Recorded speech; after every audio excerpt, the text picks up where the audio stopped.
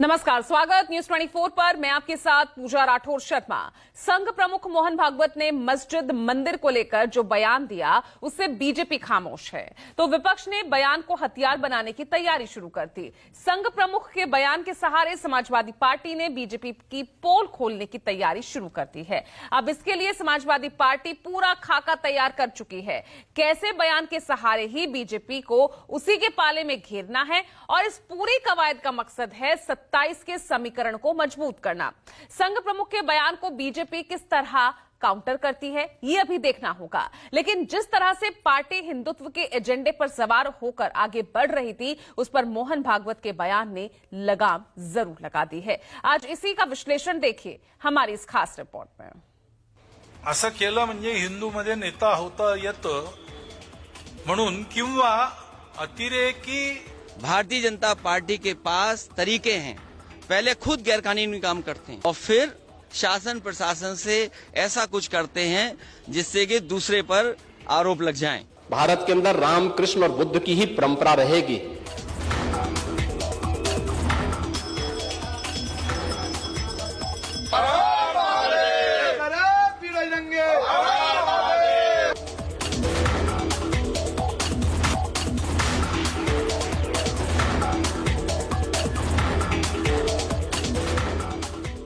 असं केलं म्हणजे हिंदूमध्ये नेता होता येतं म्हणून किंवा अतिरेकी भूतकाळाच्या ओझ्याच्या परिणामामुळे अतिरेकी तिरस्कार, द्वेष, शत्रुता, संशय याच्या पोटी रोज एक नवीन प्रकरण काढणे हे कसं चालेल? हे नाही चालणार।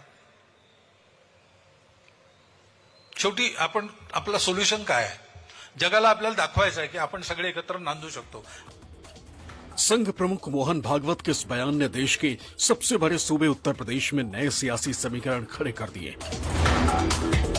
हार्डकोर हिंदुत्व के सहारे 27 की जंग जीतने की तैयारी कर रही बीजेपी को इस बयान से झटका लगा, तो समाजवादी पार्टी इस बयान के सहारे 27 का सियासी ताना बाना बुनना शुरू कर चुकी है। माना यह भी जा रहा है कि मोहन भागवत के इस बयान ने समाजवादी पार्टी को बैठे बिठाए एक बड़ा मुद्दा दे दिया है। पार्टी से मिली जानकारी के मुताबिक समाजवादी पार्टी भागवत के इस बयान को जमीनी स्तर पर ले जाना चाहती है और ये मैसेज देना चाहती है कि दरअसल जिस हार्डकोर हिंदुत्व की लाइन पर बीजेपी आगे बढ़ना चाहती है, खुद संघ उसका समर्थन नहीं करता है।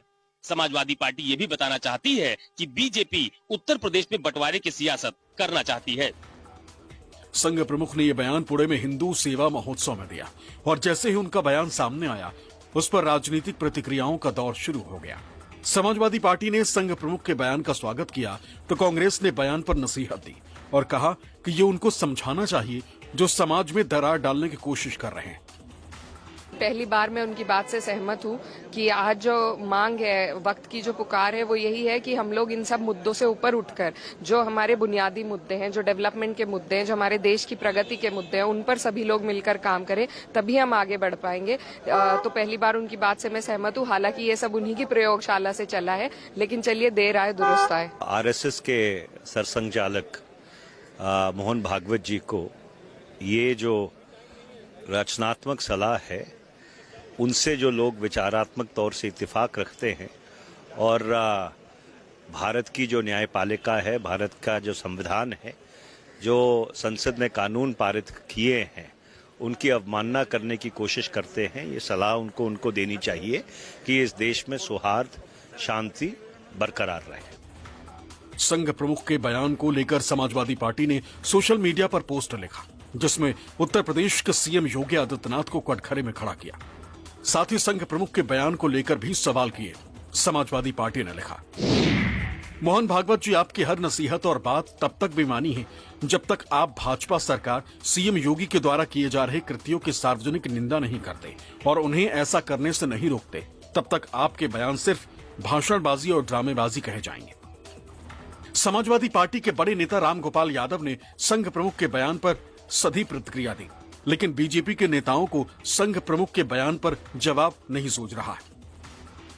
मोहन भागवत जी का बयान ठीक है, पहले भी आया था ठीक है, लेकिन इसके बावजूद उनके बयान पर कोई तवज्जो नहीं दी गई।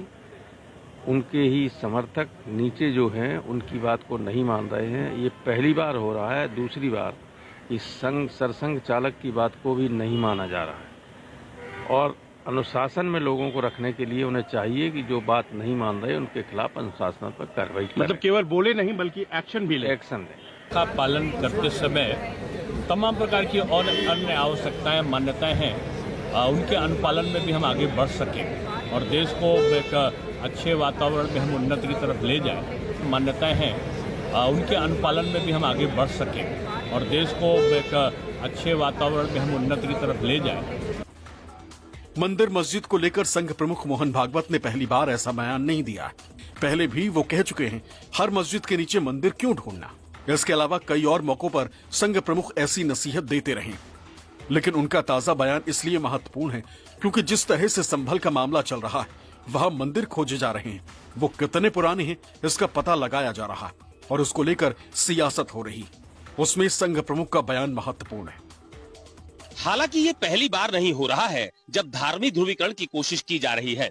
इसके पहले साल 2024 के लोकसभा चुनाव हो या हाल ही में उत्तर प्रदेश में हुए विधानसभा के उपचुनाव, हर बार हिंदुत्व और अल्पसंख्यकों के मुद्दों को अलग अलग तरह से धार देने की कोशिश भी की गई है और अपनी अपनी तरह से उसका सियासी लाभ उठाने का प्रयास भी। लेकिन इस बार इसका सियासी फायदा किसे मिल पाएगा, ये तो आने वाला वक्त ही बताएगा। संघ प्रमुख का बयान जब से आया है तब से बीजेपी के नेता बैकफुट पर हैं। वहीं समाजवादी पार्टी और कांग्रेस के नेता कह रहे हैं अब पूरा एजेंडा सामने आ गया है, जबकि बीजेपी के सहयोगी दलों के नेता आरएसएस को हर वर्ग की चिंता करने वाला संगठन करार दे रहे हैं। अगर आज लोग हिंदू नेता बनने की कोशिश कर रहे हैं तो ये आरएसएस की देन है। अगर आरएसएस चाहती है कि हिंदू मुस्लिम एकता कायम हो तो उसे इस पे कोई ड्राइव चलानी चाहिए, सद्भाव यात्रा चलानी चाहिए। लेकिन किसी मुद्दे पे कभी भी मोहन भागवत जी ना तो संभल के मुद्दे पे कभी उन्होंने फटकार लगाई न कहीं फटकार लगाई। और खास बात यह है कि आज भाजपा इतनी मजबूत हो गई है कि वो आरएसएस को सुनने को तैयार भी नहीं है। ये जहर कट्टरता और नफरत का आरएसएस ने ही बोया है, जिसकी फसल आज बीजेपी काटने के लिए उसमें पानी डालने का काम कर रही। और खास तौर से उत्तर प्रदेश के मुख्यमंत्री योगी आदित्यनाथ जी, अगर वाकई में मोहन भागवत जी इस देश की समरसता भाईचारा को लेकर गंभीर होते तो जब संभल में 4 हमारे भाइयों की जान गई, बहराइच में एक युवक जो कट्टरता का शिकार था रामगोपाल मिश्रा जी की मृत्यु हो गई, उस समय आता उत्तर प्रदेश के मुख्यमंत्री पर सीधे उन्होंने क्यों नहीं पत्र लिखा, सवाल उठाए जो बुलडोजर और धार्मिक ध्रुवीकरण की राजनीति कर रहे हैं। मोहन भागवत जी सिर्फ ड्रामा कर रहे हैं, सच्चाई आरएसएस की सभी जानते हैं। देखिए, उन्होंने सही कहा है कि बाबा साहब डॉक्टर अम्बेडकर जी ने कहा है कि शिक्षित हो, संगठित हो, संघर्ष करो अपनी गरीबी मिटाने के लिए, अपने यहाँ शिक्षा लाने के लिए, रोजगार पाने के लिए, नौकरी पाने के लिए। वही बात तो माननीय मोहन भागवत जी भी कह रहे हैं। हिंदू मुस्लिम मंदिर और मस्जिद पर सियासी तकरार के बीच संघ प्रमुख के सहारे समाजवादी पार्टी ने जो प्लान तैयार किया है उसमें बयान के सहारे बीजेपी के प्लान को एक्सपोज किया जाएगा और लोगों को ये समझाने की कोशिश की जाएगी कैसे हिंदुत्व के एजेंडा फैलाकर बीजेपी के नेता प्रदेश में नफरत की राजनीति कर रहे हैं। पार्टी इसके सहारे अपने पीडीए के एजेंडे को मजबूत करेगी क्योंकि समाजवादी पार्टी पीडीए यानी पिछड़ा, दलित और अल्पसंख्यक के एजेंडे के सहारे ही आगे बढ़ना चाहती। वहीं राजनीति के जानकार भी संघ प्रमुख के बयान को सही बता रहे हैं। मोहन भागवत ने कुछ गलत नहीं कहा है। फिलहाल हिंदुस्तान में और खासतौर से उत्तर प्रदेश में यही हो रहा है और जो हो रहा है यही तो भारतीय जनता पार्टी के लिए मुफीद है। भारतीय जनता पार्टी जिस तरीके की राजनीति इस वक्त कर रही है भारत में, और खाली भारतीय जनता पार्टी ही क्यों, कांग्रेस और समाजवादी पार्टी जैसे दल भी उसी तरीके की राजनीति कर रहे हैं, तो जाहिर सी बात है जब देश में कट्टरता बढ़ेगी तब हिंदू मुस्लिम होगा। यूपी में सियासी तौर पर जो होता है वो राज्य तक सीमित नहीं रहता, उसका असर दिल्ली दरबार की राजनीति पर पड़ता है। संभल को भुनाने में जुटी बीजेपी को संघ प्रमुख के बयान ने ऐसा जख्म दिया है जिसे बर्दाश्त करने के अलावा उसके पास और कोई चारा नहीं, जबकि समाजवादी पार्टी को ऐसा मुद्दा दे दिया है जिसके सहारे वो 27 के संग्राम की नए सिरे से रणनीति बनाने में लगी। दरअसल मोहन भागवत का ये बयान ठीक उस वक्त सामने आया है जब उत्तर प्रदेश के जनपद संभल में सालों पुराने प्राचीन मंदिर सामने आ रहे हैं और खुद मुख्यमंत्री योगी आदित्यनाथ इसी के सहारे अपने हार्डकोर हिंदुत्व के एजेंडे को आगे बढ़ा रहे हैं। साथ ही साथ विपक्ष की जमकर घेरेबंदी भी कर रहे हैं। ऐसे में भागवत का ये बयान मौजूदा वक्त में ऐसा बड़ा सियासी मुद्दा बन गया है जिसके सहारे साल 2027 की सियासी पटकथा भी लिखी जाने लगी है। यानी साल 2027 की सियासी जंग इसी मुद्दे के आसपास लड़ने के संकेत भी मिलने लगे हैं। कैमरा पर्सन मिंटू सिंह के साथ अशोक तिवारी, लखनऊ, न्यूज़ 24।